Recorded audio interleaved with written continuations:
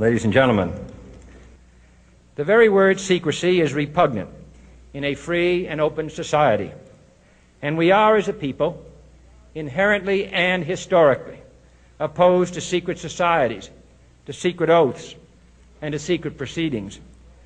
We decided long ago that the dangers of excessive and unwarranted concealment of pertinent facts far outweighed the dangers which are cited to justify it. Even today, there is little value in opposing the threat of a closed society by imitating its arbitrary restrictions. Even today, there is little value in ensuring the survival of our nation if our traditions do not survive with it. And there is very grave danger that an announced need for increased security will be seized upon by those anxious to expand its meaning to the very limits of official censorship and concealment. That I do not intend to permit to the extent that it's in my control. And no official of my administration, whether his rank is high or low, civilian or military, should interpret my words here tonight as an excuse to censor the news, to stifle dissent, to cover up our mistakes, or to withhold from the press and the public the facts they deserve to know.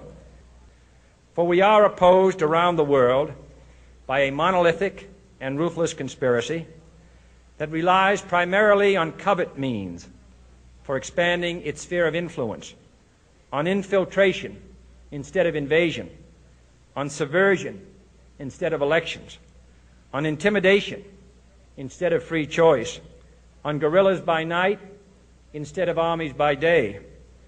It is a system which has conscripted vast human and material resources into the building of a tightly knit, highly efficient machine that combines military, diplomatic, intelligence, economic, scientific, and political operations. Its preparations are concealed, not published. Its mistakes are buried, not headlined. Its dissenters are silenced, not praised.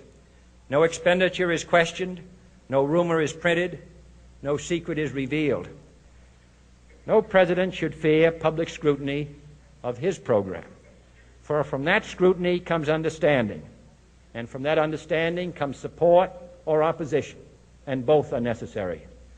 I am not asking your newspapers to support an administration, but I am asking your help in the tremendous task of informing and alerting the American people. For I have complete confidence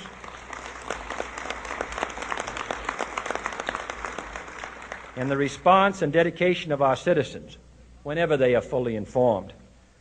I not only could not stifle controversy among your readers, I welcome it. This administration intends to be candid about its errors. For as a wise man once said, an error doesn't become a mistake until you refuse to correct it. We intend to accept full responsibility for our errors, and we expect you to point them out when we miss them. Without debate, without criticism, no administration and no country can succeed, and no republic can survive. That is why the Athenian lawmaker Solon decreed it a crime for any citizen to shrink from controversy. And that is why our press was protected by the First Amendment, the only business in America specifically protected by the Constitution, not primarily to amuse and entertain, not to emphasize the trivial and the sentimental, not to simply give the public what it wants, but to inform, to arouse, to reflect, to state our dangers and our opportunities, to indicate our crises and our choices, to lead, mold, educate, and sometimes even anger public opinion.